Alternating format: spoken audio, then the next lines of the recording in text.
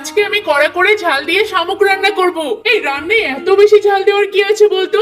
এই রান্নায় একটু ঝাল না দিলে খেতে ভালো লাগে নাকি? এখানে সমস্ত শামুকগুলো আমি পরিষ্কার পানি দিয়ে ভালো করে ধুয়ে নেব, আর এদিকে লঙ্কাগুলো ভালো করে আমি বেটেও নেব। এটা হলো ঝালের রাজা, এটা দিলে ঝাল অনেক বেশি হয়ে যায়। লঙ্কা বাটা শেষ, এবার আমি সোজা চলে যাব রান্না করতে।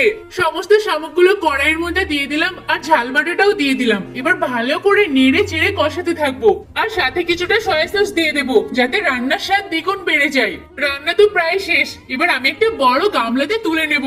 বন্ধু, তুই প্রথমে খেয়ে বল শামুক রান্নাটা কেমন হয়েছে। দেখি কেমন রান্না করেছিস। ওরে বাবা, এত বেশি ঝাল কেন রে? শামুক রান্নাটা মুখের ভিতর দিলেই মনে হচ্ছে জিভগুলো পুড়ে যাচ্ছে। এত বেশি ঝাল কি খাওয়া যায়? কই দেখি তো কেমন ঝাল হয়েছে। এই কোথায় ঝাল? এইটুকু ঝাল তো ছোট বাচ্চারাও খেতে পারে। কিন্তু যাই বলিস, শামুক রান্নাটা কিন্তু বেশ ভালো হয়েছে। ছাতা ভালো হয়েছে। আমার জিভ পুরো পুড়ে যাচ্ছে, আর আমার নাক দিয়ে পুরো পানি চলে এসেছে, এত বেশি ঝাল।